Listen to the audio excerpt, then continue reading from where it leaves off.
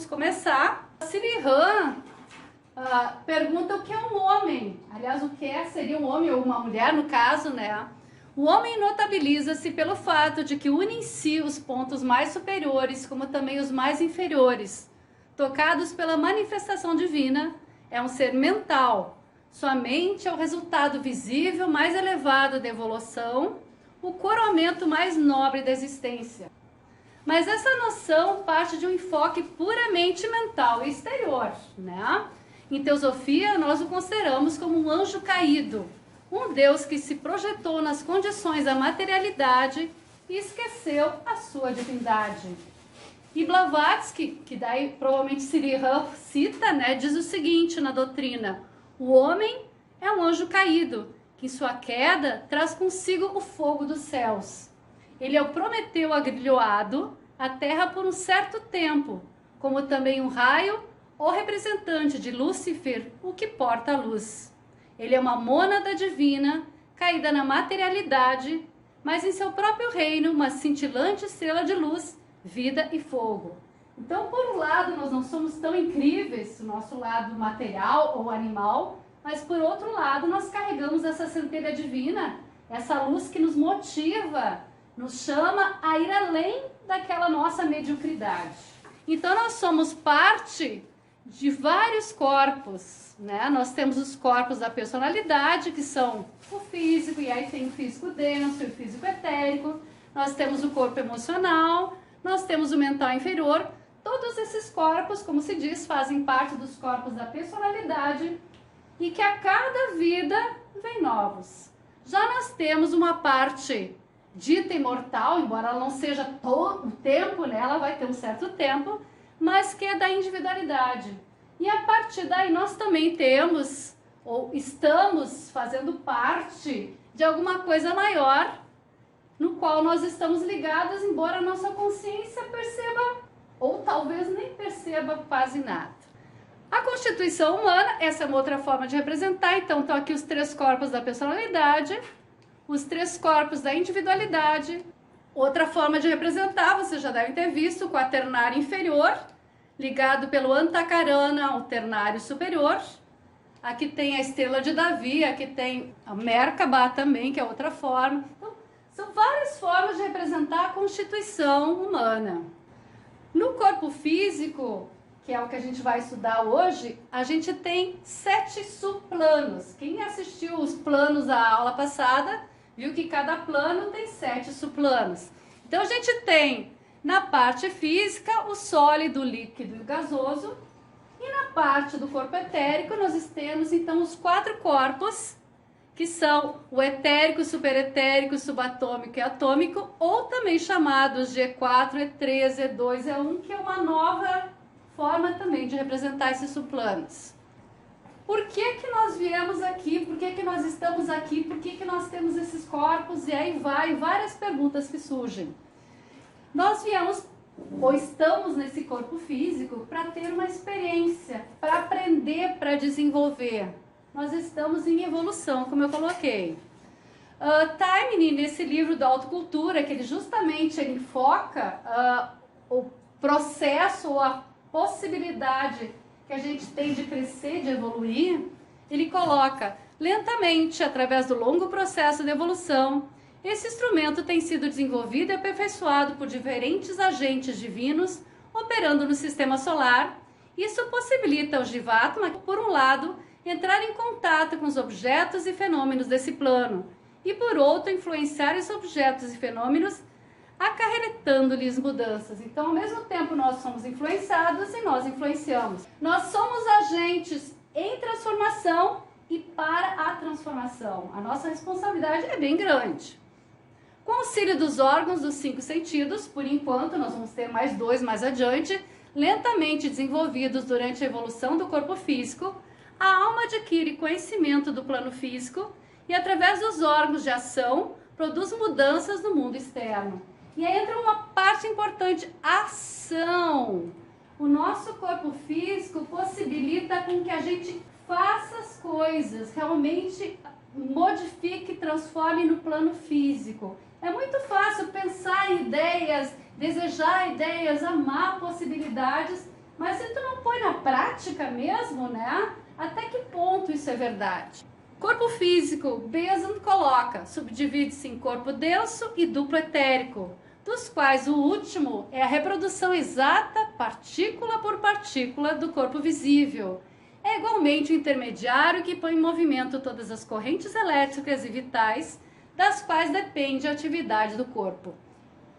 Na verdade, a gente diz que o corpo etérico, como mesmo a Besant coloca, é uma reprodução exata do corpo físico. Na verdade, é mais ou menos o contrário, né? Na hora da gestação, primeiro se manifesta o corpo etérico e a partir do corpo etérico é gerado o corpo físico. Mas agora, enquanto a gente está agora, se a gente conseguir enxergar essa leve desfoque que é o nosso corpo etérico aparecendo, ele está exatamente acompanhando o desenho do nosso corpo físico. São chamados Stula Sharira e Linga Sharira. Ambos funcionam no plano físico, tá? Então, embora eles sejam juntos, eles têm nomes diferentes para caracterizar cada um.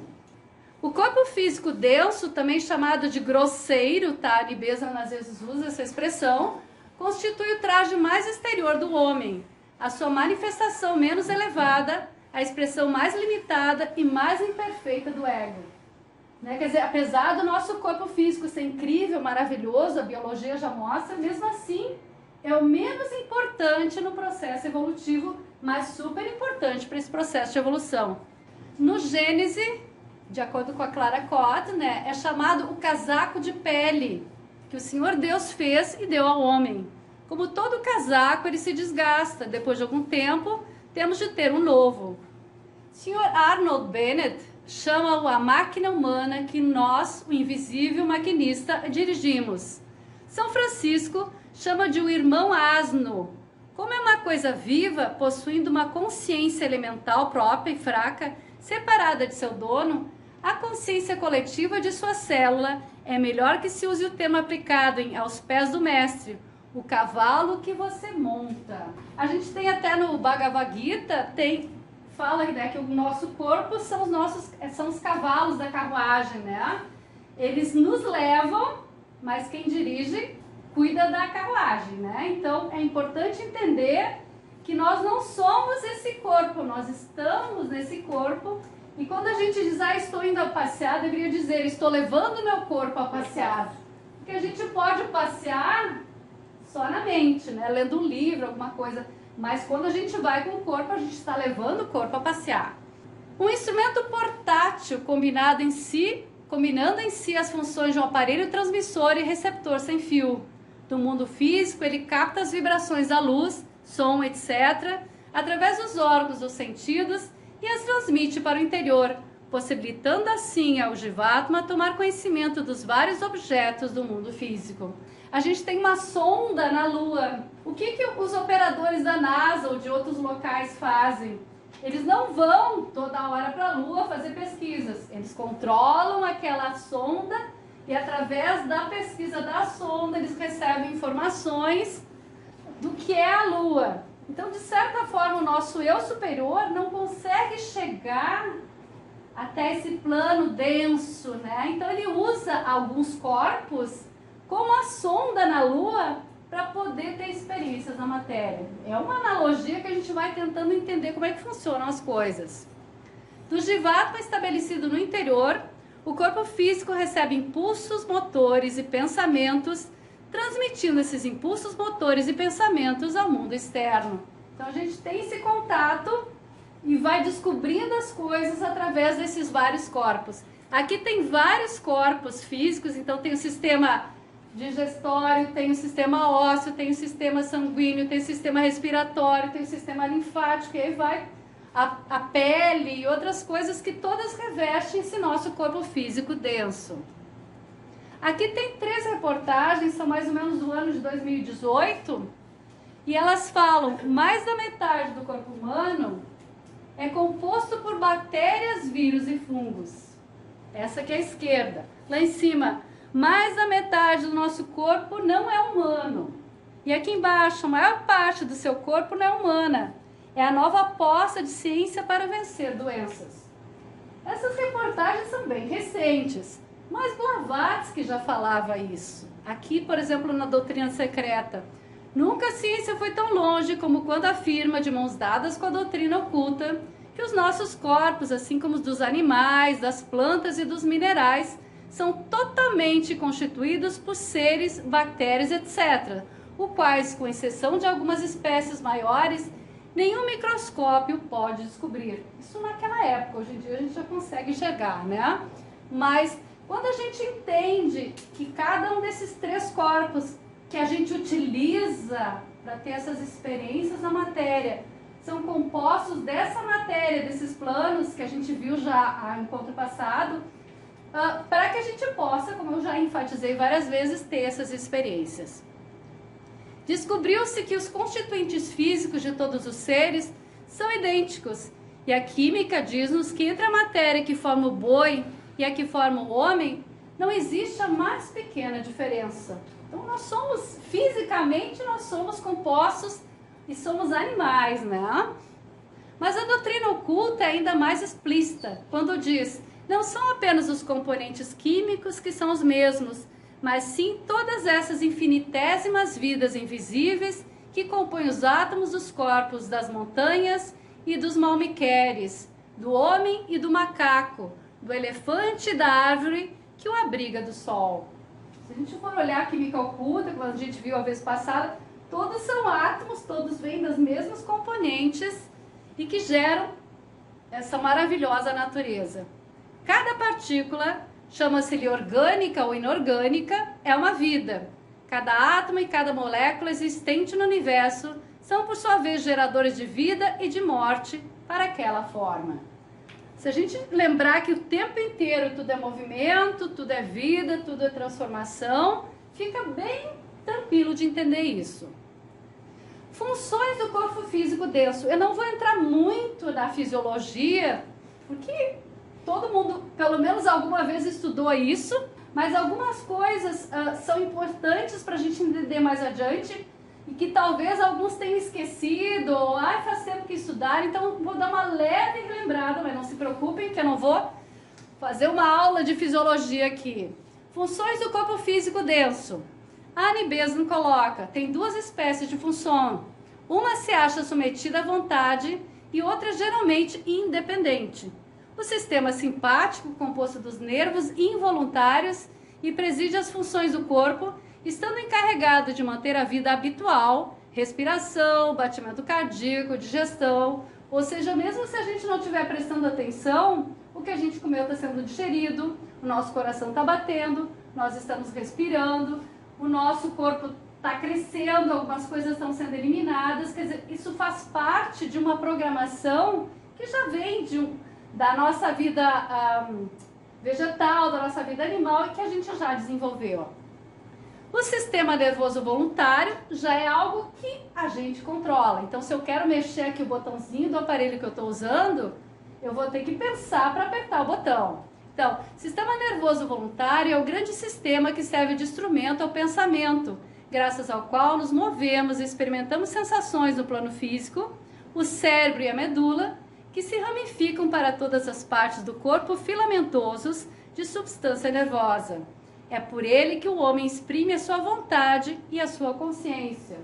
Vontade se ele está desenvolvido, desejo se ainda ele está preso aos desejos materiais, animais. Receber vibrações, isso aqui já é do Burke, tá, do mundo físico, e transmiti-las através do sistema nervoso aos corpos superiores do homem. Receber impulsos originados nos corpos superiores, tais como sentimentos, pensamentos e intuições, e transmiti-los ao mundo físico através de ações. O homem físico é o instrumento musical e o ego, o artista executante. A potencialidade da perfeição melódica dos sons está no primeiro, o instrumento, não havendo habilidade no ego capaz de extrair uma harmonia perfeita de um instrumento quebrado ou mal construído. Essa harmonia depende da fidelidade de transmissão ao plano objetivo. Então, o que a Blavatsky quer dizer com isso?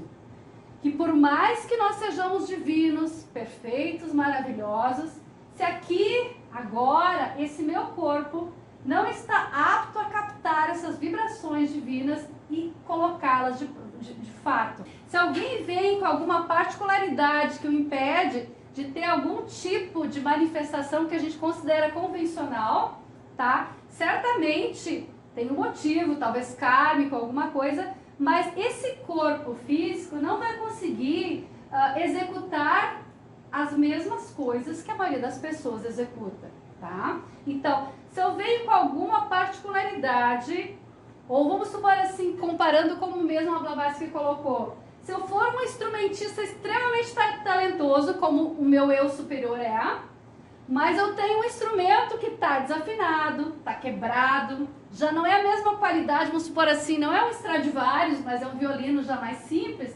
obviamente, por mais virtuoso que eu seja, eu não vou conseguir tirar o mesmo som que eu tiraria de um instrumento melhor afinado, melhor qualificado, com melhor acústica. Então, a mesma coisa aqui. O meu corpo, quanto mais afinado, quanto mais harmonizado, quanto mais estruturado, melhor ele vai responder a essas vibrações superiores.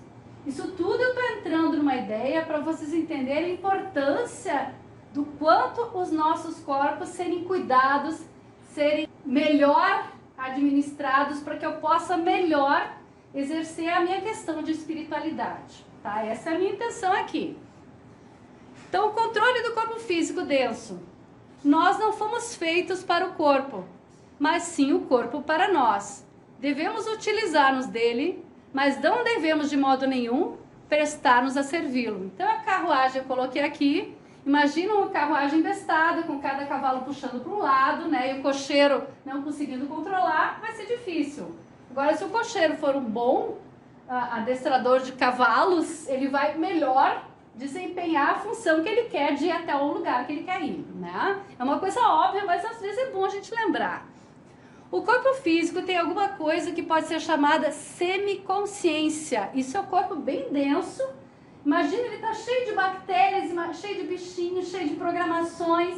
São vários seres que estão nesse corpo. Também existe uma memória desse nosso lado animal e desse nosso lado vegetal, que também comanda esse corpo físico e que tem hábitos, idiosincrasias e algo que corresponde à vontade, de modo que ele pode resistir e resiste às nossas tentativas para mudar seus processos. Então, se eu tenho alguns hábitos, tanto alimentares como de adorar ficar até mais tarde na cama, ou sei lá, tantas coisas que o corpo se acostumou, estou acostumada a ficar sentada, eu estou acostumada a não caminhar muito. Quando não, mas eu vou ter que fazer uma coisa melhor, o corpo vai dizer não, não e não, vai doer, vai incomodar. Todo mundo já passou por isso, né? Então, a disciplina também não significa torturar o corpo, submetendo a tensões desnecessárias, como fazem mal orientados faquires e alguns religiosos.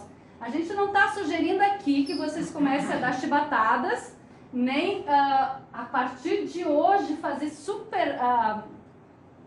se fechar numa cela. Isso também não é equilíbrio. O nosso corpo é tão importante, porque por isso nós estamos nessa vida encarnados, porque nós precisamos dele, nós precisamos dessas experiências. Então, o tratar com carinho esse corpo também é importante. A gente não está dizendo que ele não é importante também agora. O corpo físico é trazido sob controle pela simples aplicação de uma pressão constante de vontade na mudança dos maus hábitos e no uso da paciência e senso comum em seu manejo. Então, a partir de hoje eu quero mudar tal coisa. O que eu faço? Estabeleço uma meta. De tal tempo a tal tempo eu vou chegar lá. O meu corpo vai se acostumar porque eu acredito que é importante e nessa minha crença eu posso investir tempo e determinação para que isso aconteça. Aos poucos, por exemplo, se eu começo a me acostumar a caminhar, se eu não caminho naquele dia, o meu corpo vai dizer, tá, mas e aí, vamos caminhar, eu tô cheio de energia, tô querendo fazer isso. Então, há uma possibilidade sim de mudar essa programação do nosso corpo. O propósito de tapas ou austeridade de várias espécies, praticada inteligentemente, é a aquisição dessa espécie de controle do corpo físico, tornando o servo obediente da alma, a fim de que execute eficientemente e sem resistência o que quer que dele se requeira. Então, sim, é possível modificar, só que aí vem uma pergunta: o que de fato vocês querem modificar? Porque, na verdade, não é alguém que vai dizer, não, mas isso é o certo. É importante entender o que é certo e o que é melhor para cada um. Cada um está num processo evolutivo, cada um está com uma necessidade específica, tá? Então, o que eu estou colocando aqui é geral. Eu vou modificar, mas é importante eu entender o que é importante para mim, tá? Isso é importante. Não é aqui eu que vou dizer, Ângela, o que vocês têm que fazer. Cada sadaka ou aspirante pode formular seus próprios métodos, como eu estava colocando, para aquisição desse controle, pois as necessidades diferem com os indivíduos. O que é necessário num caso é inútil no outro. Talvez o que eu vou falar agora, mas isso eu já faço há muito tempo, não é nenhuma novidade. Outros vão dizer, bah, mas isso aqui eu tenho certeza que eu não vou conseguir, né? Mas um pouquinho disso eu consigo. Ótimo, é essa a ideia. De acordo com Hodgson, o que é saúde? Né? Porque a gente vai pensar, tá, mas o que é saúde para mim? Às vezes vem alguém todo quebrado e diz, não, mas eu sou saudável, né? E já vem outro todo alegre e diz assim, ah, mas eu tenho problema aqui, eu não sei o que, não sou lá muito saudável. Então são pontos de vista do que de fato é saúde. Para o Hodgson, é aquela condição na qual um fluxo desimpedido da força vital, através de toda a natureza, o estado em que o processo de absorção, assimilação e eliminação está em perfeita manifestação no plano físico e em outros. Então a gente tem 3 etapas: absorção, assimilação e eliminação. Se qualquer uma dessas 3 etapas não está legal, o meu corpo não está legal. Isso não é só físico. Eu, por exemplo, posso ter uma experiência traumática ou positiva, alegre. Eu vou ter que assimilar essa experiência e a partir dessa assimilação eu vou entrar num processo de eliminação do que não é importante para mim, ou, por exemplo, até de conceitos. Eu tô com um conceito dentro novo, uma ideia nova, a minha mente tenta elaborar e a partir daí eu me desapego de ideias antigas e velhas. Então, esse processo faz parte da evolução. A alimentação é óbvio, então, né? Mas esses 3 processos precisam estar acontecendo o tempo inteiro para a gente continuar vivo, saudável e evoluindo. E aí vem o hábito. O hábito é ótimo por um lado e é péssimo por outro. Se a gente tem um hábito, ele pode ser saudável durante um tempo, mas chega um tempo que ele já não é mais saudável. Então, o corpo é dirigido, como todas as formas materiais, pela grande lei de autopreservação, instintiva e habitual. Sendo uma espécie de animal, o corpo é uma criatura de hábitos, como todos os animais. Então, como eu coloquei, a gente tem hábitos, eles foram educados, mas como modificar ou como entender o que realmente a gente deve continuar fazendo, o que, opa, isso aqui já não é mais legal para mim. Beson coloca que a gente tem dentro de si também essas 3 gunas, sattva, rajas e tamas. Então eu tenho sattva, que seria o equilíbrio, rajas, aquele impulso, né, aquela explosão, e tamas, que é a preguiça, que é a dolência, que é a calma, que é o desejo. E ela relaciona com os 3 cérebros que a gente tem. Acho que vocês já ouviram isso, que a gente tem o cérebro reptiliano, né, que ele é o que comanda essas funções vitais. Eu coloquei respiração, batimento cardíaco, crescimento, digestão. A gente tem o cérebro mamífero, que ele é responsável muito pelas emoções. E essas nossas emoções são alto e baixo, né? São extremamente instáveis. Tanto que o nosso corpo emocional, quando a gente não está com ele muito legal, ele adora emoções fortes. Tem gente que não entende por que alguns gostam de filme de terror, de morte. Mexe com esse corpo emocional. É um alimento para esse corpo emocional, né? Ele fica se sentindo o máximo, mas pobre dos outros corpos e tudo fica totalmente desequilibrado. Mas é o nosso lado mamífero, né? Esse nosso lado emocional que já cria vínculos, né? Já cria conexões, enquanto que o réptil, em princípio, a gente sabe que ele é menos conectado com ou menos sensível com as emoções dos outros. Temos o cérebro humano. Esse cérebro humano é específico da raça humana e ele já tem uma consciência um pouquinho melhor aprimorada e que está desenvolvendo então uma mente muito mais aprimorada do que seria a mente animal, tá? Então, aqui está o desejo relacionado com mais o corpo reptiliano, né? Aquela coisa mais instinto. Eu estou com fome, tem comida ali, não interessa se é minha ou não, eu vou lá e pego, né? Quer dizer, o roubo, eu não tenho a noção de que se não é meu, eu não devo pegar, né? Eu tenho fome, eu vou lá e pego. Emoção, que eu começo a perceber, não, mas se o outro também está com fome e eu também estou com fome, deixa eu dividir um pouco com ele, né? Aquela coisa de perceber que existe mais coisas no mundo além de mim, né? Do meu centro umbigode. E a vontade, quando eu me coloco a favor de alguma coisa maior do que eu, muito maior. E aí eu aparentemente me sacrifico, mas não é um sacrificar, porque na verdade eu me conecto e entendo da importância de alguma coisa maior do que eu, de qual eu também faço parte. E no momento que eu ajudo, eu também me ajudo. Então todo esse processo vem de alguma coisa do desenvolvimento da vontade. A ciência está colocando mais, talvez você já tenha ouvido que nós temos o segundo cérebro, né, o intestino, mas também está se colocando que nós também temos o cérebro, o coração. Já vou falar desses 3 cérebros do nosso corpo, que eles têm uma certa autonomia e que é muito mais do que simplesmente as funções vitais que nós estamos acostumados a entender ou conhecer. O cérebro cardíaco, eu não vou falar do cérebro físico, a gente conhece mais, né? Mas o cérebro cardíaco, todas as funções mentais superiores, como consciência e pensamento, dependem do funcionamento normal do coração. Ele secreta e usa neurohormônios, como a dopamina e a noradrenalina. O coração também secreta a ocitocina, que é conhecida como hormônio do amor, também chama de prazer, né? Esses 2 cérebros, então o cérebro da cabeça e o cérebro do coração, se comunicam de forma tal que altera a maneira como percebemos e reagimos aos eventos. Então a gente está falando aqui da emoção que a Besant já estava citando. Isso aqui é uma pesquisa da Universidade da China. Mas tem esse livro que recentemente foi lançado pela editora Teosófica, que ele é um livro bem mais à luz do coração, que ele é um livro mais terapêutico, mas ela faz umas pinceladas sobre o coração que a ciência já está descobrindo e que ela cita aqui. Então, o campo magnético 40 a 60 vezes mais que o cérebro e pode ser medido até 3 metros de distância. Então, dependendo do coração, ele se espalha. Imagine o amor, esse processo que vai, né?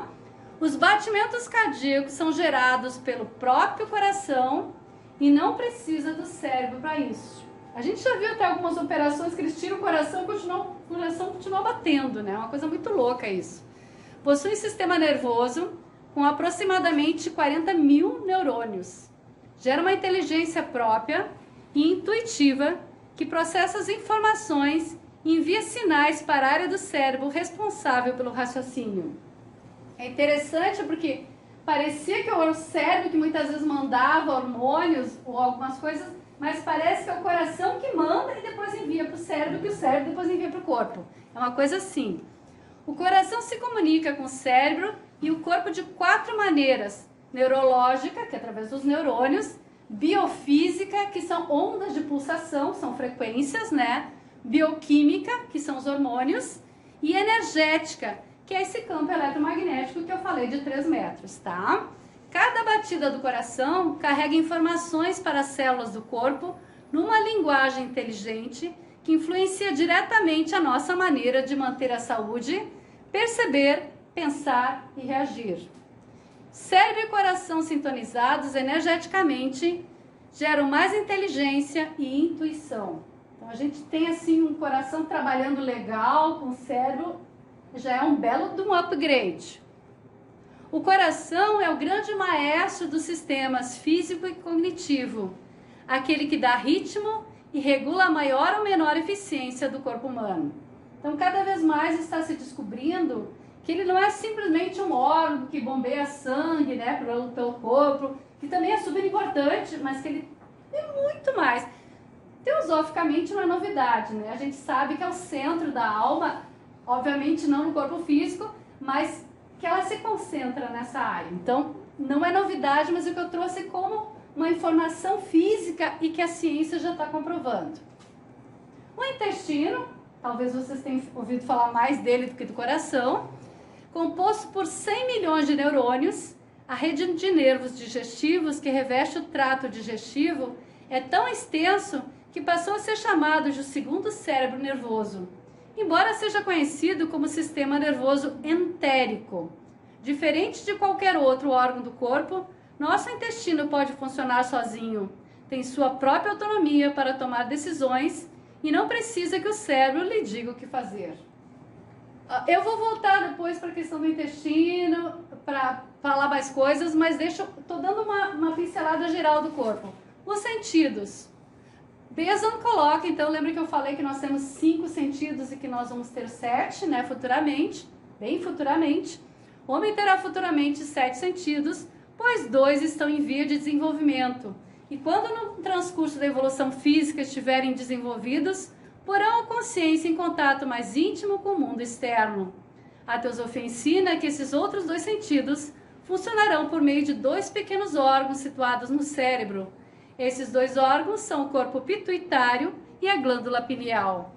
Aliás, a teosofia diz que também que até a terceira raça, né, a gente já tinha isso funcionando, que a gente perdeu à medida que a gente foi entrando na densidade e que a gente aos pouquinhos está resgatando, obviamente, com outro tipo de qualificação, de upgrade do nosso eu, por todo esse processo de descobertas.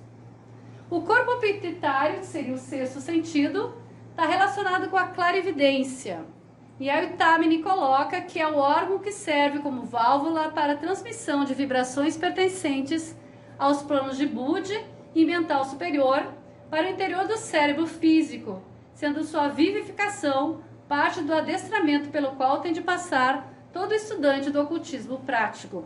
Quando a gente tiver e chegar nessa etapa, a gente vai conseguir conectar com informações que a gente normalmente não conecta, que são do registro acássico, onde está toda a biblioteca, né, das informações do que aconteceu, do que está acontecendo e que dizem que vai acontecer, mas que estão registradas nesse local, nesse nível mais sutil, né, o que a gente chama mais elevado, mas não é porque ele é mais elevado, mas é porque ele exige frequências mais elevadas do cérebro para captar essas ondas que estão sendo enviadas o tempo inteiro, né? A gente está recebendo, mas a gente não está decodificando. Nós não temos aparelhagem ainda para isso.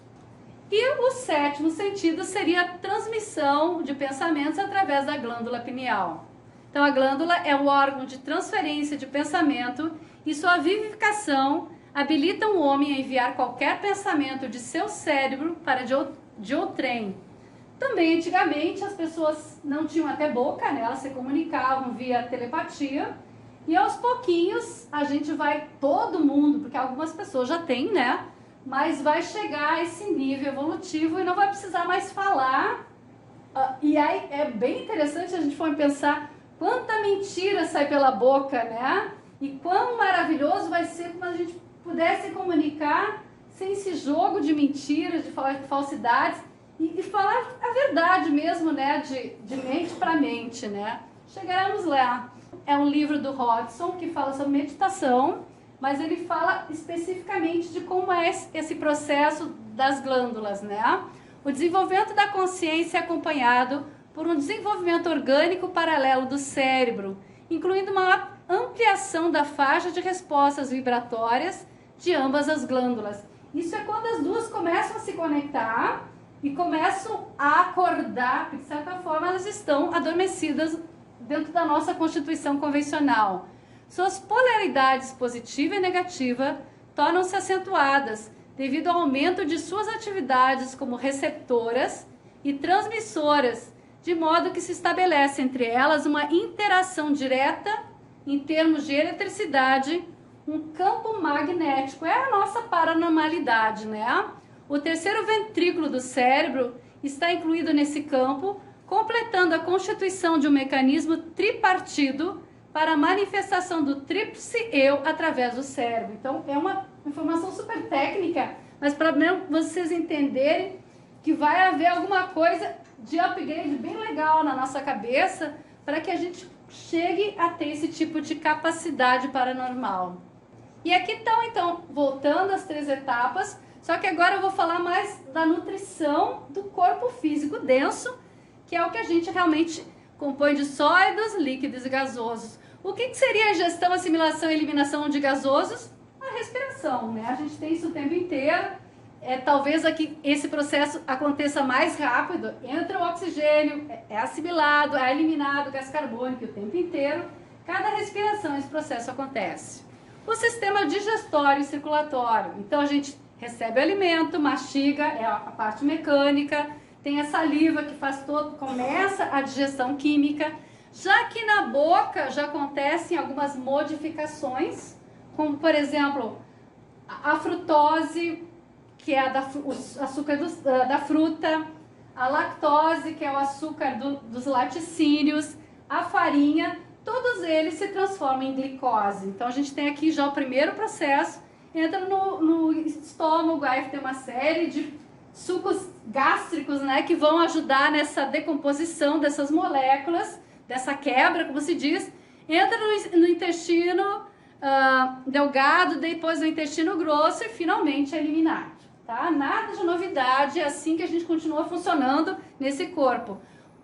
Parte desse alimento é absorvido depois nessas paredes do intestino, tanto delgado como grosso, é levado para o sangue e esse alimento já que passou por essas paredes do intestino, ou seja, que são minúsculas e por isso conseguem atravessar essas paredes, são levados então pelo sistema circulatório e vão para as células e alimentam todo esse nosso corpo maravilhoso com o alimento que ele precisa. Quando chega na célula, a célula também é um micro-organismo, também cheio de boca, de sistema digestório, de eliminação. E aliás, a gente tem 100 trilhões de células, em princípio, no nosso corpo. São 130 tipos diferentes, mas basicamente elas têm o mesmo processo: entrada, assimilação e eliminação. Tem também o sistema linfático, que a gente quase não fala, mas que ele é super importante no nosso corpo. Quando a célula elimina, existe um líquido que auxilia aquela eliminação da célula a entrar na corrente sanguínea, que é envolvida pelos glóbulos brancos. Eu estou falando bem genericamente, gente, por favor. Tem muito detalhe, muita particularidade, é incrível. Eu mesmo não saberia explicar melhor do que isso.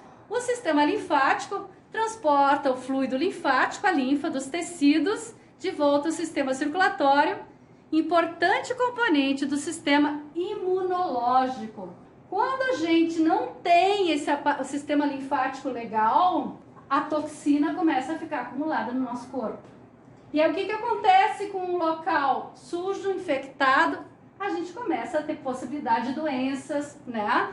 E aí, por isso, ele é importante para o sistema imunológico. Vamos manter esse corpo limpo, saudável, para que não haja infecções, ou pelo menos não se crie um ambiente em que as bactérias do mal, como se diz, que também estão no nosso corpo, não tomem conta e não baguncem a nossa saúde. A linfa é um líquido leitoso, alguns falam também de transparente, rico em glóbulos brancos, que circula lentamente pelo corpo. O que faz circular? Enquanto o sistema circulatório é estimulado pelo coração, a linfa é estimulada pela contração muscular. E aí você já deve ter sacado, quem é muito sedentário, músculos preguiçosos, toxina acumulada, né? E a pessoa começa a ter mais predisposição para adoecer, tá? Então tudo isso, nosso corpo é uma bela máquina. A boa notícia é que a cada 7 anos há uma renovação total de cada uma dessas nossas células do corpo. Diziam antigamente que os neurônios não, mas hoje a ciência já sabe que inclusive os neurônios também são renovados. E aí vão pensar assim, mas se a cada 7 anos o meu corpo fica totalmente novo, por que de acho eu envelheço? Né? O que faz o meu corpo envelhecer?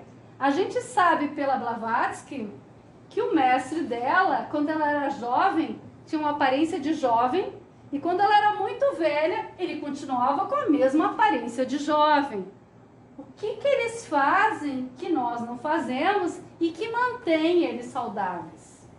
Claro, tem uma série de coisas, eu não sei tudo, mas eu vou especular que, a vontade deles, o controle deles em relação, pelo menos ao corpo físico, é um pouquinho melhor do que a nossa, né? A gente sabe, obviamente, que o mental e o emocional também são somatizados no nosso corpo físico. Também existe o karma, que os mestres já não têm mais, né? Que a gente muitas vezes tem que passar por alguma dificuldade para aprender coisas. E que bom quando a gente consegue aprender. Mas o bom é que mesmo nós, com o nosso karma, né, com a nossa dificuldade emocional, mental, a gente ainda assim pode melhorar a nossa constituição física, mudando alguns hábitos e algumas decisões em relação a quem nós somos. Hodgson coloca alguns itens que podem ser melhorados para que esse nosso corpo físico responda melhor e que possa, consequentemente, ter uma melhor conexão com o nosso eu espiritual, ou responder melhor aos estímulos espirituais, mais do que os nossos estímulos animais. Mas, claro, é uma escolha da gente, né? O que eu vou colocar a partir de agora, como eu disse, são várias sugestões, né, de possibilidades, mas que cada um tem o direito de gostar ou não, de escolher ou não, mas que são realmente itens que a teosofia, ou a ciência, ou a medicina mais alternativa, eu trouxe para vocês, traz como sugestões para a saúde. O Hodgson coloca para saúde, purificação e evolução itens como higiene, exercícios, relaxamento, sono, meditação, alimentação, respiração, e ele também fala de drogas, fumo e álcool. A respiração, as drogas, o fumo e o álcool, eu vou deixar para a palestra que vem do corpo etérico, porque a questão da respiração, você já sabe, os malefícios para o corpo físico. Eu vou citar mais o relacionado com o corpo etérico. O Leadbeater fala o seguinte: muitas pessoas respeitadas apresentam hábitos bastante desagradáveis, como o uso de álcool, dietas carnívoras ou tabagismo. Mas o fato de serem boas pessoas não torna essas coisas boas e sensatas. Contudo, em geral, é inútil tentar argumentar com qualquer pessoa sobre seus hábitos pessoais. Ela está determinada a mantê-los porque gosta deles e pouco se importa se são bons ou se lhe fazem bem ou não. Então, eu estou colocando para vocês, mas como eu disse, eu estou respeitando os hábitos de vocês. Eu não estou entrando dizendo assim, tem que ser assim, porque eu entendo que cada um tem as suas escolhas, tem as suas opções, tá? Mas eu vou, como eu disse, dar sugestões. Vamos começar com a purificação. À medida que aumenta o número de elementos puros, vai se formando no seu corpo um exército de defensores que se encarregam de destruir todas as partículas nocivas que o atacam, vindas do exterior ou que nele penetram sem o seu consentimento. Então, eu garanto para vocês, se vocês começarem a se cuidar mais, automaticamente todo o cosmos vai conspirar a favor. Quando o aspirante quer purificar o seu corpo denso, deliberado e conscientemente, o duplo etérico purifica-se também. Se o duplo etérico se purifica, consequentemente o astral também, consequentemente o mental inferior também. Agora eu vou entrar em coisas bem práticas. Higiene. Parece óbvio que a gente tem que ter uma higiene, mas vamos falar um pouquinho mais específico da higiene. Há uma diferença, isso é o Hodgson falando, há uma diferença muito real entre a pureza física e a magnética. Não estaremos magneticamente limpos até que nos tenhamos esfregado com esponja em água limpa. E é aquela história, eu tomei banho com a minha esponjinha, né? Tirei todas essas células mortas, peguei a esponjinha, coloquei no canto, me sequei, aliás, enxaguei e sequei e tá pronto. Ele diz que não, que a gente tem que ter um cuidado maior. Primeiro, aquela esponjinha tá cheia de células mortas, de magnetismo que a gente teve durante todo o dia, que a gente pegou do ambiente, de locais pesados, da gente mesmo, porque a gente teve momentos que a gente se irritou, né? Então, que tipo de... O que a gente está fazendo? A gente está recolocando todo aquele magnetismo negativo depois que a gente tomou banho e continua no nosso corpo. Então ele coloca, depois que eu me enxaguei, embaixo do chuveiro eu pego uma esponja limpa, legal, e continuo com a água corrente, tirando o magnetismo desse corpo. De preferência não a mesma esponja, se é que eu uso uma esponja para me ensaboar, que eu usei durante o banho com o sabonete, tá? Então é uma dica que ele dá para que o meu corpo também fique limpo magneticamente. Muitas vezes a gente usa essas esponjas e nada contra elas. Essa, por exemplo, vegetal, é ótima porque quando eu não quero mais ela se decompõe no meio ambiente, mas ela acumula, como ela colocou, bactérias, fungos. Então o ideal é de vez em quando eu lavar ela bem lavada, e o ideal também é que depois que eu tomei o banho, que eu coloque a esponja no primeiro rechague bem para ela ficar limpinha de novo, coloque no local que ela escorra, fique escorrendo, e de preferência que pegue sol. Se tiver na própria janela do banheiro, no box, né, melhor ainda, não precisa estar toda hora levando para outro lugar. De vez em quando eu posso botar, para quem tem micro-ondas, né, ou na máquina de lavar roupa, também dá para colocar. Também existem essas de plástico, né? Ó, de plástico tem um problema que é plástico. Se eu botar no micro-ondas eu vou gerar hormônios femininos, que a gente sabe que o plástico faz. Mas ela é uma bem mais higiênica no sentido de que ela menos coisas se grudam, mas ela também tem que ter essa higienização. Essa aqui é uma que está surgindo agora nos locais ecológicos. Ela é feita com a rede de pescar que o pescador já não usa mais, que eles atiram no mar e que os próprios bichinhos se enroscam e morrem. Ela está sendo recolhida, é um material que não gruda nada. Eu inclusive uso para lavar louça, eu uso para limpar o chão, claro, cada uma é diferente, né? Mas tu lava um pouquinho, tu põe na máquina e ela fica bem limpinha, ela não gruda nada mesmo, tá? Além do que eu tô tirando essa rede do mar, né? E tô protegendo toda a fauna marinha. Existem sabonetes, a maioria feitos com produtos animais, leite, essas coisas. Tudo isso, quando eu tomo banho, entra nos meus poros. E a gente sabe que o produto animal carrega o magnetismo animal junto. Tem surgido sabonetes que são veganos. Até a própria Davene, aqui, já no supermercado, já está dizendo que o sabonete dela é vegano, só feito de vegetais. A Febo já há muito tempo tem essa questão dos vegetais. Outros ecológicos também a gente vê que são veganos. E também existem shampoos, que eles também são em barra e que também são vegetais, tá? Lembrando que a cabeça, onde está o nosso chakra mais sensível, onde a gente deveria ter um cuidado muito maior no que a gente coloca na cabeça, né? Porque isso tudo está entrando no nosso corpo. Leadbeater também explica que a sujidade é frequentemente mais inadmissível no plano astral que no plano físico. E tal como nesse último, não só é detestável e pernicioso em si mesma, como ainda gera micróbios perigosos, atraindo espíritos da natureza de classe inferior e de tipo nocivo ao ser humano. Tá? Então a gente acha que a sujidade é só física, né? Ah, tô limpa aqui, agora tá bem. Mas que tipo de magnetismo ainda está operando no meu corpo que está atraindo esses seres que a gente não percebe, mas que está evidente são visíveis. Ele continua dizendo que é através dos poros que o magnetismo escapa, conduzindo o que resta da força vital. Se os poros estão obstruídos por sujeira, é claro que o magnetismo é envenenado na saída, produzindo um efeito pernicioso a todos os que estão por perto. Quando a gente recebe o prana, essa vitalidade que entra no nosso corpo pelo baço e se espalha, assim como a gente assimila, a gente também elimina essa vitalidade. Quem tem muita vitalidade, espalha para todo mundo. Quem é mais doente, acaba sugando a vitalidade, quem tem mais, porque tem essa dificuldade de atrair do sol ou do prana. Mas essa eliminação, principalmente de quem tem muita vitalidade, pode sair como ele diz, um magnetismo pernicioso, se eu tenho sujeira no meu corpo a nível magnético. Então, não estou transmitindo vitalidade positiva, mas pelo contrário, estou transmitindo uma vitalidade que está contaminando o espaço ao meu redor.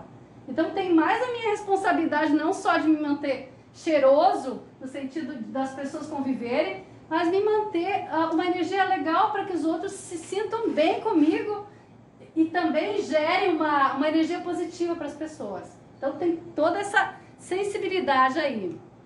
Ele também diz que a radiação magnética é mais forte nas pontas dos dedos, nos artelhos, e deve-se, pois, dispensar a esses canais de influência cuidados especiais e meticulosos de limpeza. Sujeira embaixo das unhas, sujeira no pé, né? Aquela pele que fica no tornozelo. Gente, é uma coisa tão óbvia, parece, né? Mas se a gente for pensar, lembra dos magnetização, do reiki que a gente faz com a mão? É muito forte a energia que sai. Se puder andar de pé no chão, de sapatos mais abertos, a gente sabe que em locais que não tem muita higiene, é legal um sapato fechado, mas se a gente pode botar o pé no chão, dar de chinelo, de sandália, aproveita, né? Aproveita isso. A cabeça, lembra que eu falei, é precisamente a parte do corpo humano mais vulnerável ao magnetismo desagradável de outrem.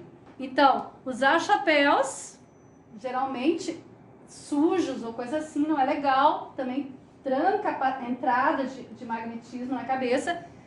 E escolham bem o cabeleireiro que vai cortar o cabelo de vocês, né? Que tipo de pessoa é? Ela é uma pessoa com bom magnetismo ou não? Ela tá botando na cabeça de vocês esse magnetismo. Não tô sendo escandalosa aqui, mas analisem, façam escolhas, né? Tudo isso são cuidados que fazem com que a gente tenha uma melhor vibração. A primeira vez que eu vi esse tipo de limpeza nasal foi num seminário de inverno em Brasília.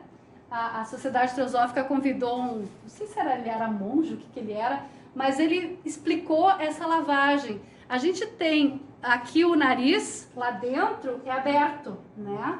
Então, a gente introduz esse canudinho aqui com... Eu gosto pelo menos de soro fisiológico, né? Porque eu, por exemplo, quando eu tento colocar água, ela tem cloro. Gente, a dor é horrível.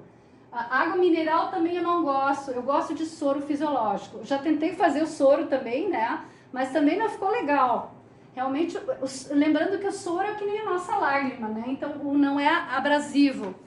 Mas a gente coloca por uma narina, inclina, obviamente tem que respirar pela boca, e o líquido sai do outro lado.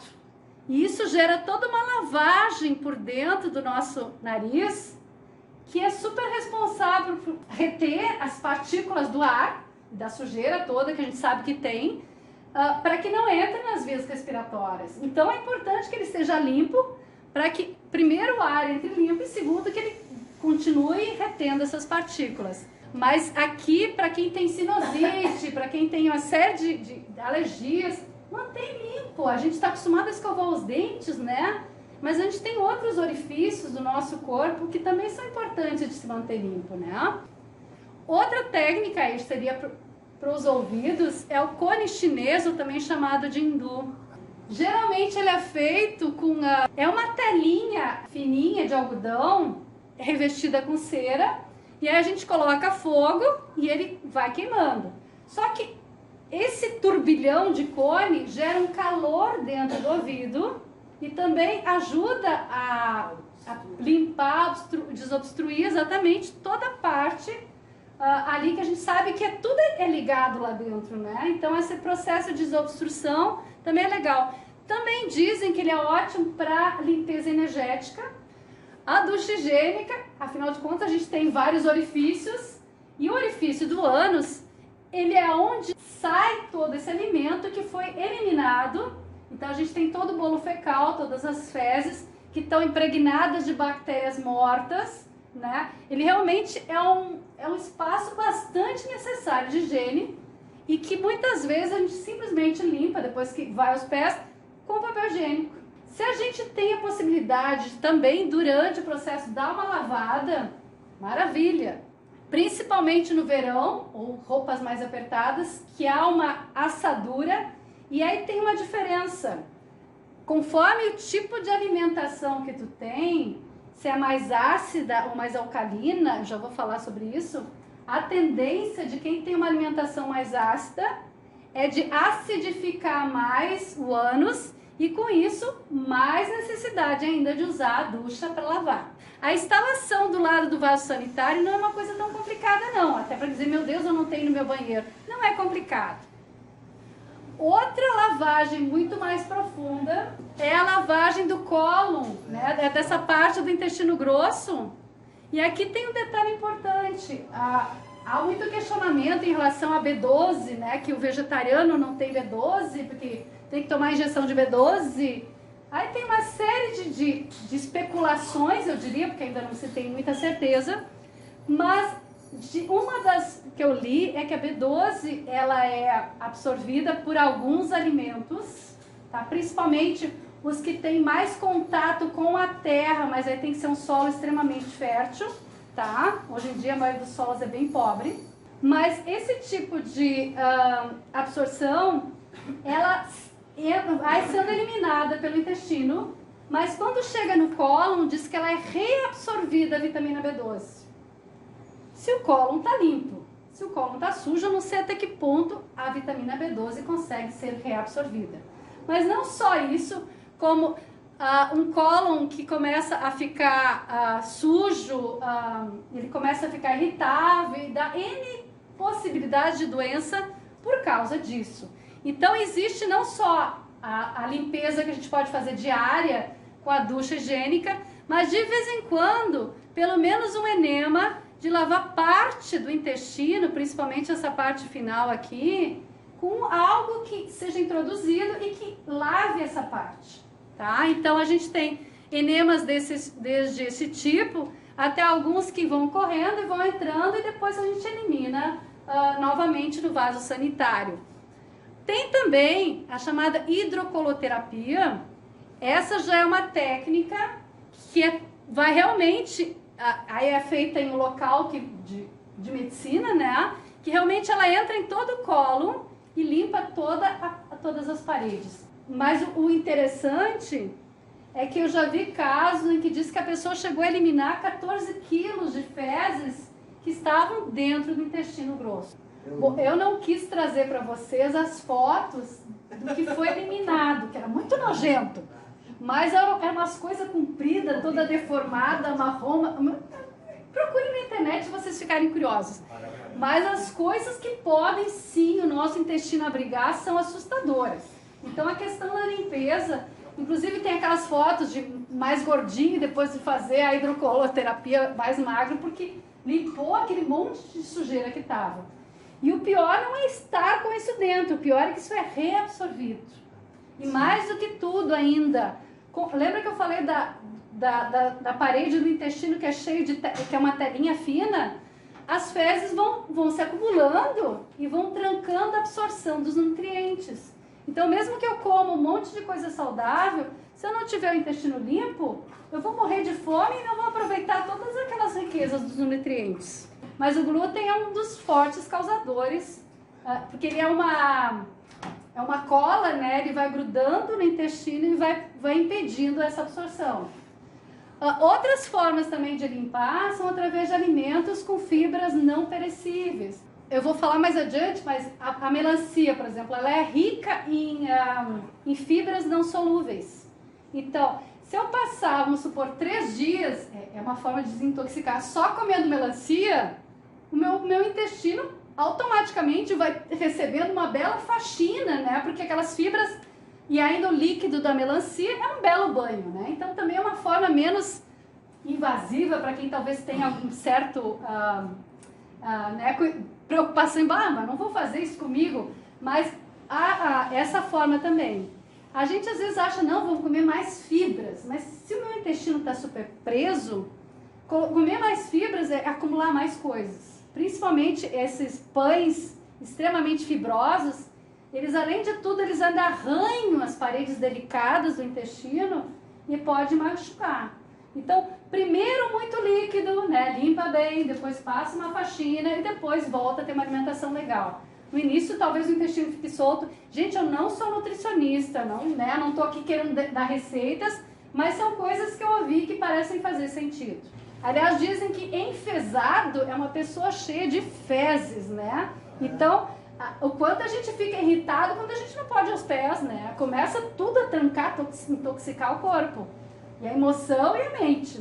Exercícios físicos, óbvio, sim. O Leadbeater coloca que para que sua reação sobre os veículos superiores seja satisfatória, é necessário que o corpo físico seja submetido a um exercício regular. Não só os músculos se deterioram e se enfraquecem, como a falta de trabalho, mas seu estado provoca uma congestão de magnetismo no próprio fluxo de sangue, através do qual uma influência hostil pode penetrar. Então não é só a questão de estética, não é só a questão de saúde física, mas tem a ver com o magnetismo, de eliminar, de fazer vibrar, de trazer todo o corpo em movimento. Vida é movimento, a gente sabe, mas tem que lembrar.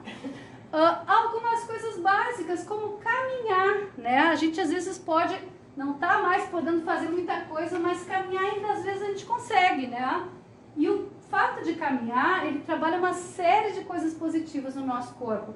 Inclusive, a gente sabe que o coração bombeia sangue para todo o corpo, mas para as pernas é meio difícil dele bombear. Então, o exercício muscular, e principalmente chamada panturrilha, o segundo coração, ele faz com que o sangue nas nossas pernas flua, e aí evitando varizes, e derrames e outras coisas piores, né? Então, já o simples ato de caminhar já é extremamente saudável. Tem alguns mecanismos que já estão surgindo, esses de fitness, que são relógios como esse aqui, que controlam os nossos passos. Então, o mínimo de caminhada que ele coloca são 6.000 passos. Isso dá mais ou menos uns 5 quilômetros, mais ou menos, tá? Claro, depende do tamanho da passada de cada um.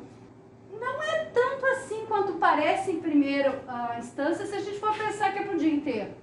Mas eles consideram como mínimo para manter a panturrilha e toda a parte da circulação legal nas pernas. Claro que o ideal é fazer mais, mas esse aqui é o mínimo do mínimo, tá? A NASA já comprova que esse exercício de jump, ele trabalha todo o corpo, porque quando a gente salta, a gente enrijece todo o corpo, né? Então essa contração e relaxamento faz o trabalho. Lembra que eu falei do sistema linfático, né? De toda eliminação de toxinas? Então ele é ótimo para isso. E o legal é que ele não tem impacto como seria uma caminhada ou principalmente uma corrida. E ele é extremamente aeróbico. Então, como eu disse, a NASA coloca como um dos melhores exercícios atualmente.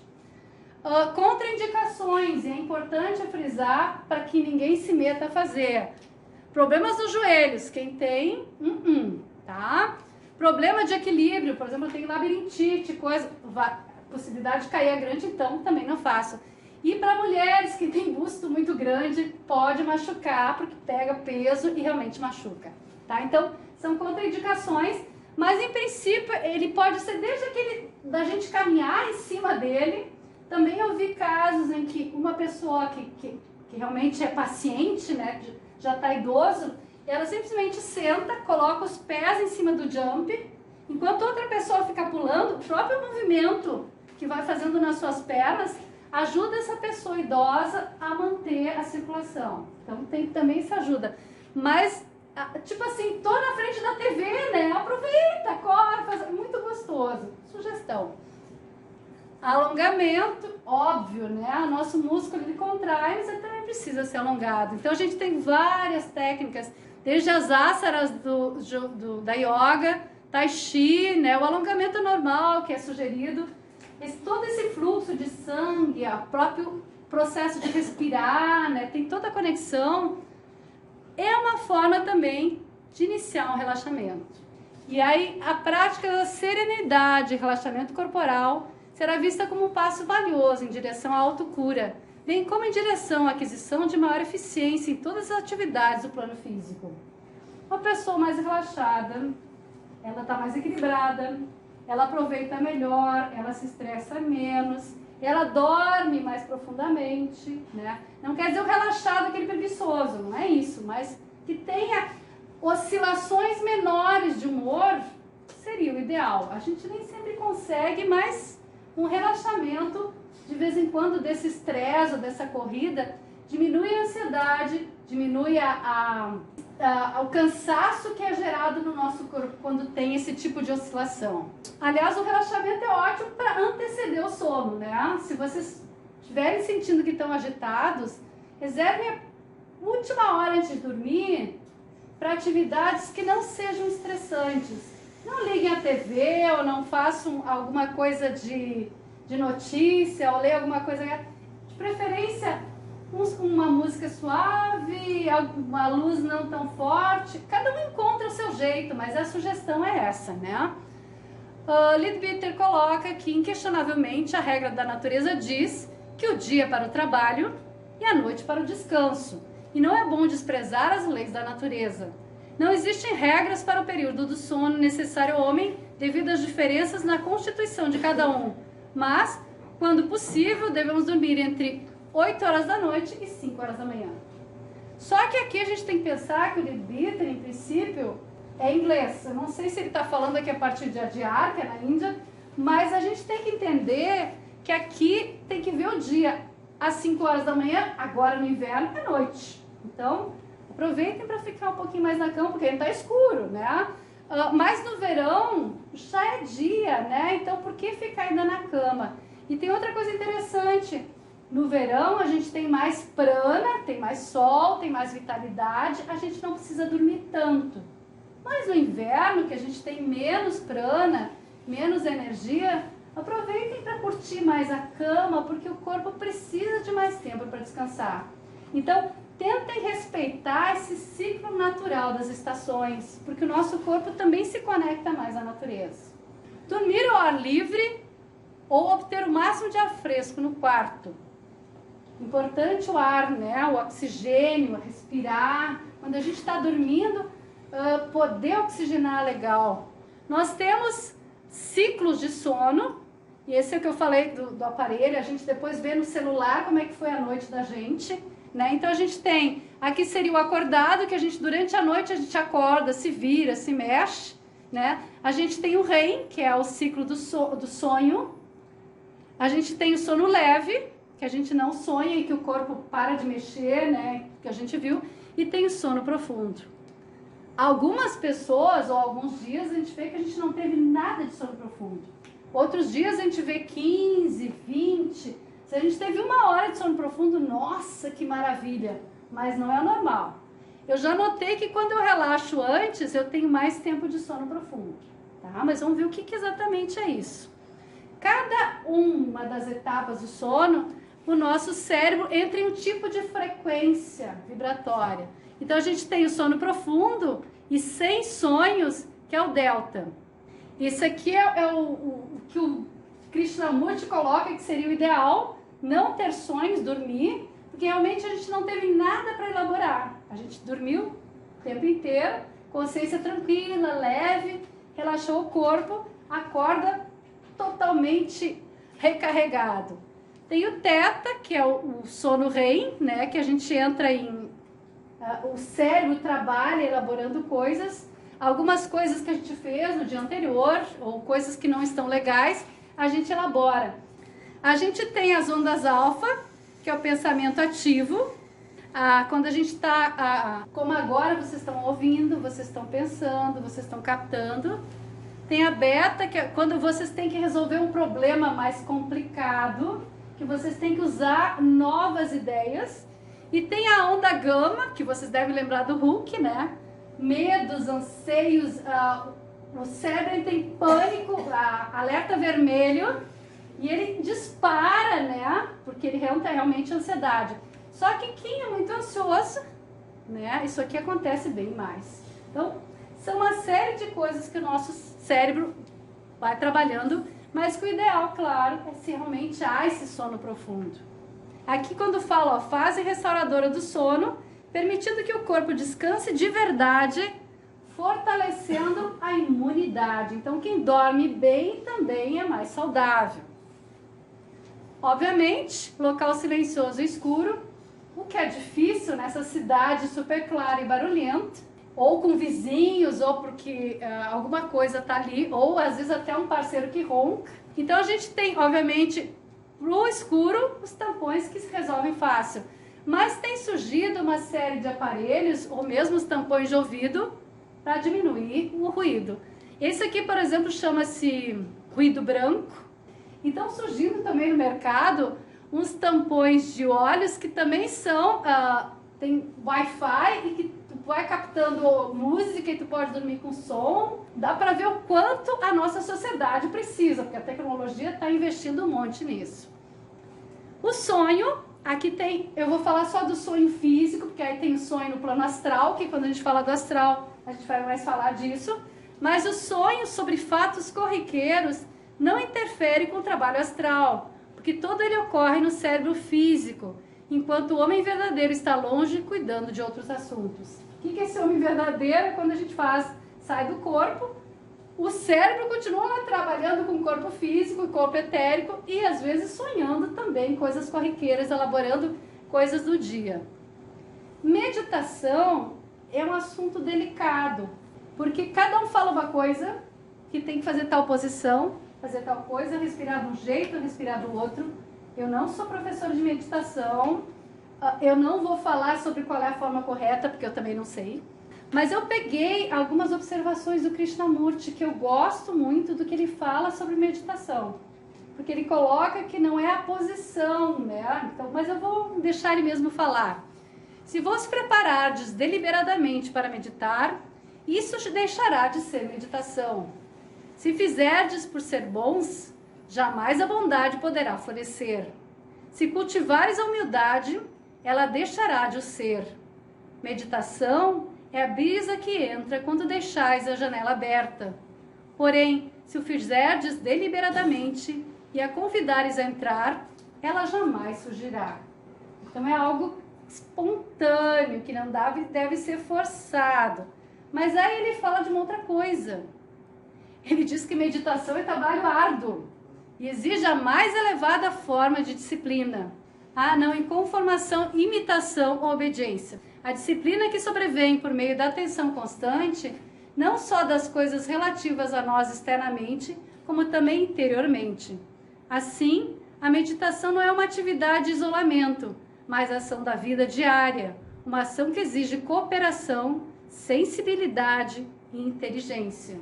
Então, ele fala que é uma coisa séria, embora ela possa vir espontaneamente, ela exige foco, ela exige atenção, e ela não é uma coisa que eu faça isolada, mas que eu faça enquanto eu estou com as pessoas no processo. Aqui tem uma história que não é essa figura, mas que quando eu fui procurar eu achei essa figura. Essa história aqui é de um monge que estava meditando, e o gatinho foi lá e ficou incomodando ele, mas ele continuou na dele e continuou meditando. Na verdade, a história é meio gozação, meio reflexão, talvez vocês já tenham ouvido, de que conta que o monge, cada vez que ele ia meditar, um gatinho ficava incomodando ele. Aí o que ele fez? Ele amarrava toda vez que ele ia meditar o gato, e ele fazia isso todos os dias e meditava. Um tempo depois ele veio a falecer, e as pessoas daquele mosteiro, daquele ashram, começaram a dizer, não, mas só um pouquinho, ele meditava e olha o que ele fazia, ele prendia o gato. Então a gente tem que ter um gato e tem que ter uma cordinha. Mas que tipo de cordinha mesmo tem que ser? Tem que ser uma cordinha de tal coisa, tem que ser... Não, mas o gato tem que ter tal cor ou tal cor. Quer dizer, a gente acha engraçado porque a gente sabe que não é o gato nem a corda que vão fazer diferença na hora de meditar. Então aqui também, às vezes não é a pose, nem o jeito que a gente faz, mas tem alguma coisa mais profunda. E aí o Krishnamurti diz, não sei se alguma vez notaste que quando prestais completa atenção, ocorre um estado de silêncio. Nessa atenção, não existe fronteira nem centro algum. Como aquele que se acha atento e esse consciente. Essa atenção, silêncio, é um estado de meditação. E aí eu lembrei, e vocês já devem ter visto, o estado de concentração das crianças quando estão brincando. Às vezes tu chama, elas nem escutam. Não há problema na cabeça delas, não há nada, elas estão totalmente meditando. E quantas vezes nós também conseguimos fazer isso? Né? Que maravilha! Isso é meditação. A meditação não precisa ser só aquela hora que eu sento, é isso que eu estou querendo dizer para vocês, mas que o ideal, como diz o Krishnamurti, é que a gente fique 24 horas por dia meditando. Ou seja, estando focado ali. Mas é isso que eu queria passar para vocês de meditação. Vamos entrar na alimentação. O sistema nervoso, cujas vibrações de partículas produzem todos os fenômenos da consciência, depende do conjunto do corpo para sua nutrição. Assim, da qualidade do corpo físico depende a qualidade do sistema nervoso e, consequentemente, sua capacidade de responder às diferentes espécies de vibração. Nada novidade ali, pelo menos eu espero que para vocês não. Pela boca ingerimos o alimento que logo passa a fazer parte integrante de nós. Claro é, portanto, que o magnetismo de quem está carregada nos é de suma importância. A pureza do alimento, tanto em seu aspecto físico quanto no magnético, assume a máxima significação. Então não é só a limpeza física, mas a limpeza etérica do alimento. E aí existem 3 tipos de alimento, de acordo com a Ayurveda, né? Justamente que são os 3 estados da matéria, são 3 estados do ser, e aí é muito abrangente essas gunas. O tamásico, que são aqueles que estimulam a inércia, são aqueles que a gente fica preguiçoso depois, né? Tá aqui os hambúrgueres, as frituras, os refrigerantes, né? Os rajásicos, aqueles que produzem atividade, que são os temperos, né? As pimentas, essas coisas que nos deixam turbinados, as cafeínas também. E os sáttvicos, aqueles que produzem harmonia e ritmo. É no último grupo, verduras, legumes, né, e frutas, que o aspirante espiritual tem que fazer tanto quanto possível a sua seleção. Não sou eu, é o Time que está falando, mas eu concordo com ele. A gente sabe que tem um ciclo no corpo. Essa medicina chinesa fala que a cada 2 horas muda um órgão que tem predominância. Então, por isso também existem horários indicados para alimentação, horários indicados para assimilação e horários indicados para eliminação. Se a gente misturar eles, muitas vezes o corpo se sobrecarrega e se estressa por isso. Um dos cuidados que a gente pode ter na alimentação é a questão do índice glicêmico. O que é o índice glicêmico? É a rapidez com que o alimento é assimilado, a grosso modo falando. Então, se eu tenho um alimento com maior índice glicêmico, vamos supor que tenha mais açúcares. Lembra que eu falei que a farinha, a lactose, a frutose e o próprio açúcar, eles são extremamente rapidamente absorvidos pelo nosso corpo. Quando entram na corrente sanguínea rapidamente, eles dão um pum de energia. E eu fico ligado. Observem as crianças no final de uma festa de aniversário que comeram todos os doces que podiam e vejam o quanto eles estão turbinados e o quanto eles demoram para adormecer. Isso porque as crianças são extremamente espontâneas. Nós ficamos também, a gente até se contém, mas a gente fica turbinado. E outros alimentos que são mais baixos em índices glicêmicos, porque eles têm mais fibras ou mais gordura ou mais moléculas compostas, eles demoram mais para ser quebrados no intestino e ser absorvidos mais lentamente.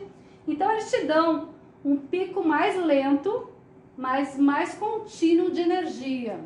Enquanto que os de alto índice glicêmico fazem aquele boom, e o pobre do fígado secreta insulina para equilibrar de novo, né? Os outros alimentos não há esse desequilíbrio e, consequentemente, eu posso, pelo menos, tentar evitar a diabetes, que é uma grande causa de excesso de farináceos, de açúcares, que todos os nossos desejosos, né, estão aqui, são os que mais têm alto índice glicêmico. Médio índice glicêmico cereais, principalmente os integrais, né? As frutas têm, então a gente tem que cuidar. E os menos são os fibrosos e as raízes e as gorduras, né? Esses têm baixo índice glicêmico. Outro cuidado que a gente também pode ter no alimento é o pH. A gente tem alimentos extremamente ácidos e extremamente alcalinos. E a gente tem aqui, é interessante, porque o nenê é cheiroso, né? O cheirinho de nenê é uma delícia, né? Ele é extremamente alcalino, ele vem super saudável. Enquanto que o cheiro da pele que exala de um idoso é uma coisa ácida, né? Azeda, porque ele está extremamente acidificado, o corpo.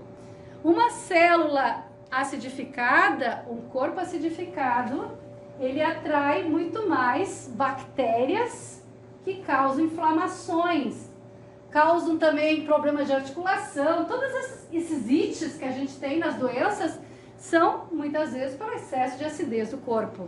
Enquanto que os alcalinos, eles são a favor do sangue, e é interessante porque o ideal do nosso corpo é o pH 7. O nosso corpo faz de tudo para continuar no pH 7, mesmo que a gente coma tudo quanto é coisa ácida. Só que aí ele começa a fazer uma compensação, ele começa a priorizar os órgãos mais importantes. Então, se eu como coisas muito ácidas, ele começa a proteger os órgãos mais importantes e manter alcalinos, enquanto outros ele começa a não priorizar. Por exemplo, o estômago. Quem tem problema de úlcera, né? O estômago está o corpo está super acidificado, já não consegue mais equilibrar, então ele o estômago não é tão importante, então não protege tanto. E aí vai acontecendo uma série de coisas que não há necessidade de explicar. Mas o que são os alimentos alcalinos? As frutas e verduras são todos alcalinos. Aqui a gente vê o que são ácidos. Refrigerantes, frituras, carnes, bebidas alcoólicas, todos são extremamente ácidos. Aqui mostra os ácidos, ó, que são mais os laticínios, as carnes. As frutas, aí depende das frutas, né? E vai ficando, ó, os nuts, que a gente chama, né? E os verdes são maravilhosos, né? Os verdes são tudo de bom para que a gente tenha um corpo mais alcalino. Agora a gente vai entrar na questão mais polêmica do Leadbeater. Por que vegetarianismo e por que está relacionado com o ocultismo? A espiritualidade, a qualidade de vida e o verdadeiro ocultismo implicam uma relação harmônica de vários fatores, um conjunto de atitudes, qualidades e motivações. E ele dá 12 características que são justificativas de continuar de ser vegetariano, sob o ponto de vista ocultista. Então ele coloca que a gente quer o melhor. E ele fala que o melhor é ter uma energia, ou ter um tipo de frequência que seja muito mais limpa, muito mais pura do que a animal, que a gente está tentando evoluir.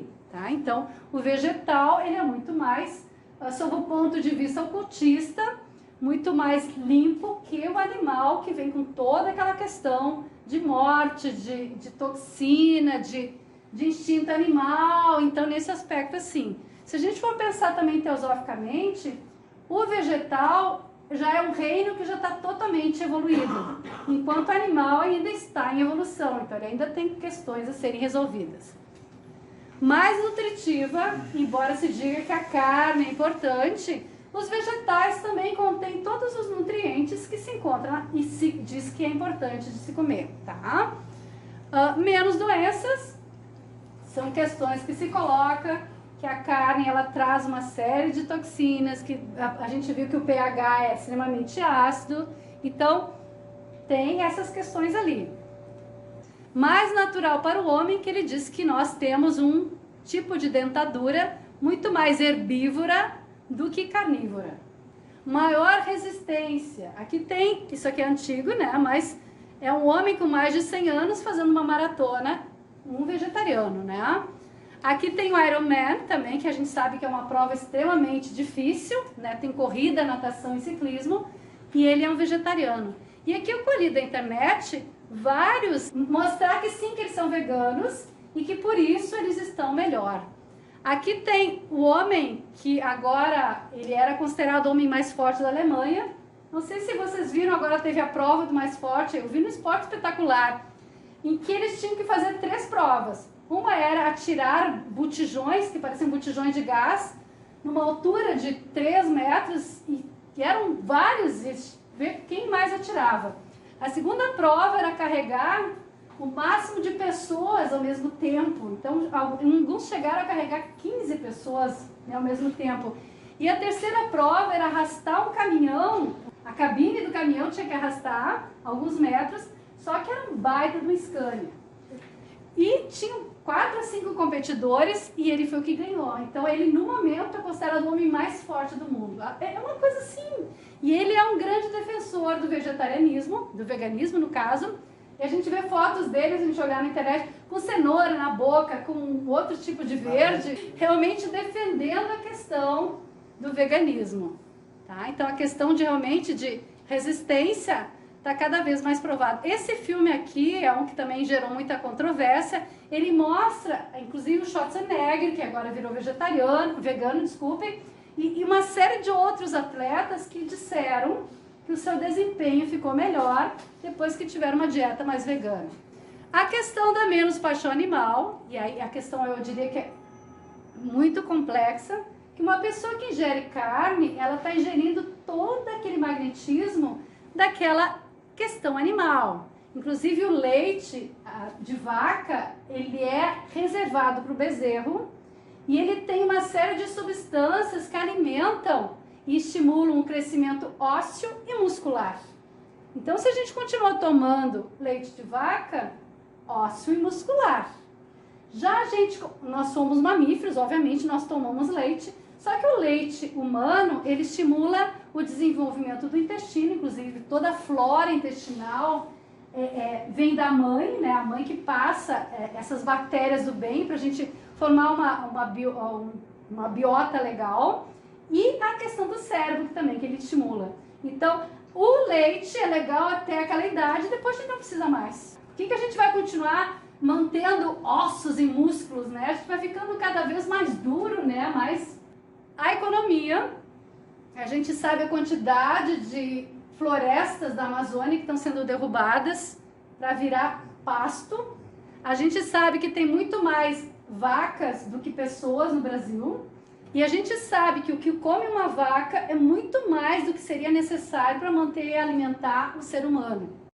Eu só sei que, por exemplo, os matadouros e os curtumes, eles despejam uma grande quantidade de toxina, sangue e coisas também no rio, o que também gera mais problema de economia. E aí é muito complexo o problema.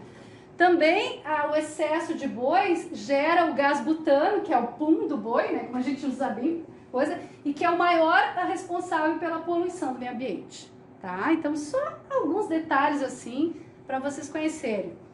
A questão do abate, né, que a gente coloca aqui lindo, né, o prato, mas na verdade foi a maldade com o animal. Maldade é pouco, né, é assassinato mesmo, né.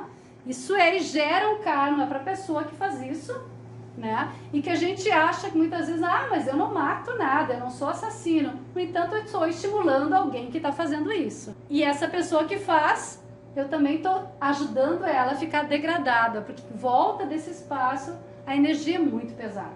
Então, eu estou criando espaços, eu estou estimulando esse tipo de energia. Considerando também que nós não somos carnívoros, mas nós somos carniceiros, né?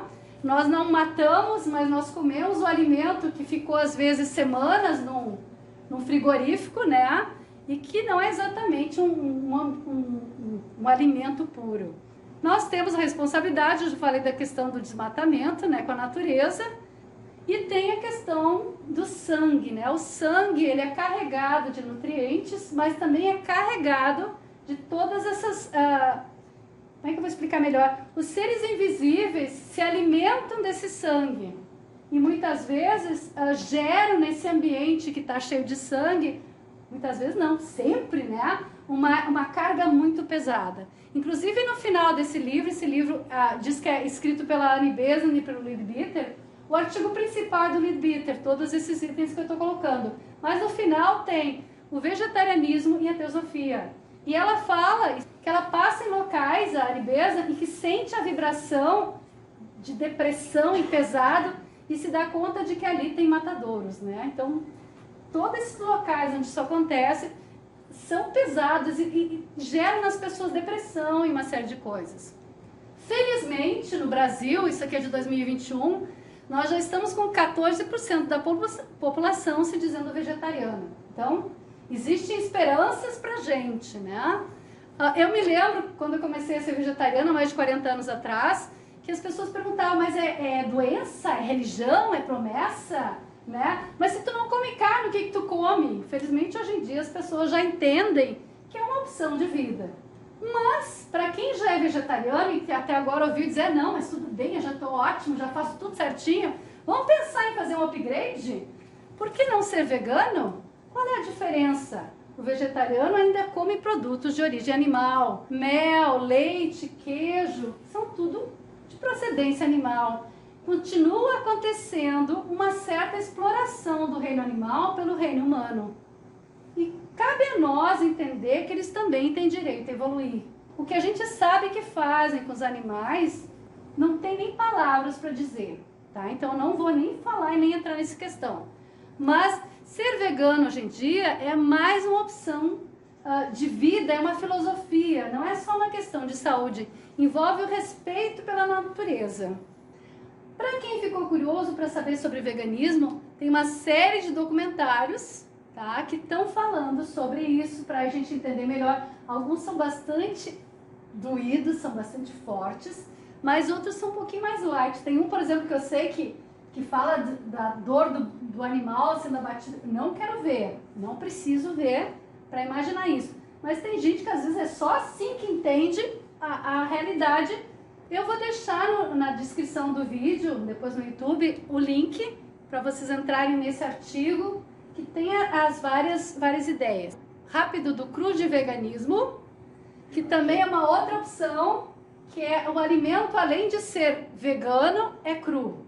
Quando o alimento é aquecido a mais de 40 graus, as moléculas que estão dentro desse alimento, as de águas H2O, né, que são ricas em vitalidade, em prana, elas evaporam, elas explodem, né? E o alimento perde essa vitalidade que por exemplo, o vegetal pegou aquela água vitalizada da terra, filtrou, pegou o prana do sol e introjetou, então ele está delicioso, maravilhoso para o nosso corpo.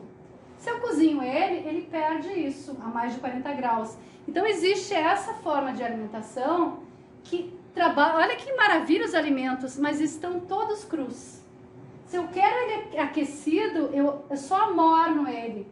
Até porque se tiver a mais de 40 graus, a gente queima a boca, né? Então não tem por que cozinhar tantas vezes o alimento.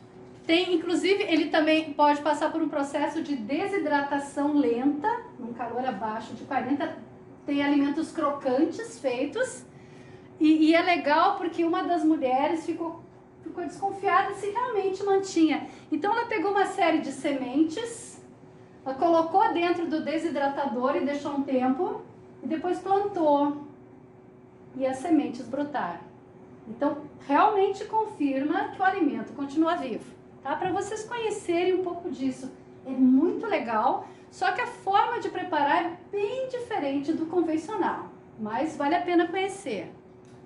O Hodgson, olha aqui a foto dele com 92 anos, tá? É uma pessoa, ele viveu até os 96, quase fazendo 97, tá? E ele diz o seguinte: o autor experimentou nos últimos 10 anos, isso em 2026, ele faleceu em 1983.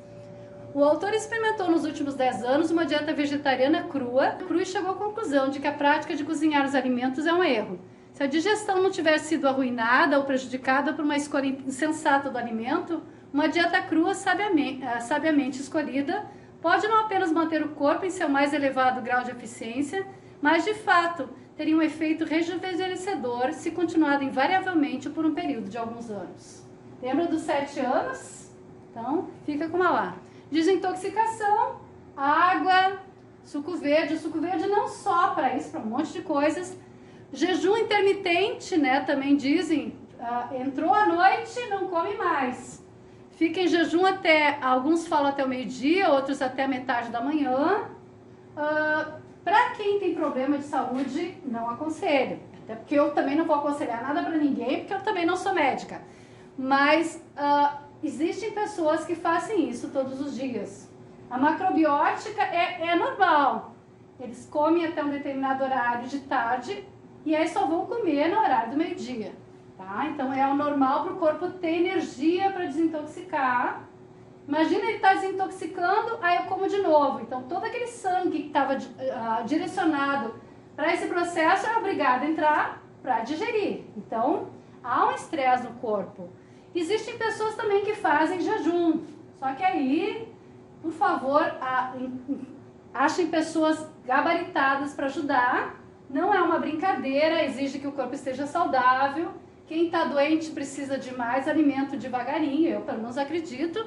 Tá? Então, não estou aqui dizendo para vocês fazerem isso, mas eu estou dizendo que são possibilidades para desintoxicar. Existe também o suor gerado pela ginástica, né, que é ótimo, sauna. Existe também a drenagem linfática, que pode ser por massagem, aparelho ou processos de sucção, que vão ajudando a eliminar, como se fosse um músculo artificial, né? E aqui tem um cuidado, a gente compra um desodorante, diz, que legal, ele é antitranspirante. Chega a ter uns até que prometem 72 horas, o que parece maravilhoso. Eu não sei quem é que fica 72 horas sem tomar banho, mas tudo bem, né? Agora, o que acontece com o desodorante que não deixa transpirar? Tá por fora. Exatamente, a toxina não sai. Tô cheirosa por fora, mas por dentro, né? Então estão surgindo, eu, por exemplo, sempre gostei de usar leite de colônia. Estão existindo novos desodorantes que eles são perfumados, mas aqui, ó, permite a sudorese natural, né? Aqui também diz que, quer dizer, existem já novos desodorantes que estão entendendo que suar não é uma coisa ruim. Para terminar, eu quero falar de um assunto bem delicado, mas que tem a ver com a questão do corpo físico denso, que é a discriminação. O que é discriminação? Consiste numa ação ou omissão que dispensa um tratamento diferenciado e geralmente inferiorizado a uma pessoa ou grupo de pessoas em razão da sua pertença a uma determinada raça, cor, sexo, nacionalidade, origem étnica, orientação sexual, identidade de gênero ou outro fator. E aí a gente lembra o primeiro objetivo da Sociedade Teosófica: formar um núcleo da fraternidade universal da humanidade sem distinção de raça, credo, sexo, casta ou cor. A questão da casta é mais questão indiana, mas eu substituiria por classe social. Mas sou eu, Ângela, não é a sociedade. E aí vamos ver a questão da raça e da cor. O que é isso senão genético? E o que é isso senão a pele? O resto, por dentro, é igual. E qual é o propósito? É um propósito evolutivo, né? Então, eu estava contando que eu fiz quinta-feira o censo e ela fez duas perguntas para mim. Qual era a minha cor e se era feminino ou masculino. Ela estava me enxergando, né? Mas parece engraçado isso, mas não é engraçado, é muito sério. Qual é a minha cor?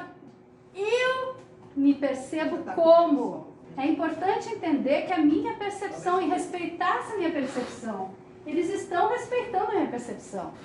Quando fala em sexo, quem eu sou? Eu posso ter vindo como mulher ou ter vindo como homem. Mas como eu me percebo? Respeitar a percepção de cada um. Do propósito evolutivo. Por que eu venho como mulher ou por que eu venho como homem? Biologicamente é um fator. Mas por que eu me considero homem ou considero mulher? É outro fator. Blavatsky diz, nenhum ego difere de outro ego em sua essência e natureza primordial, original. Aquilo que faz de um mortal um grande homem e de outro uma pessoa vulgar e tola é a qualidade e característica da vestimenta física, bem como a adequação ou não do cérebro e do corpo para transmitir e dar expressão à luz do verdadeiro homem interno.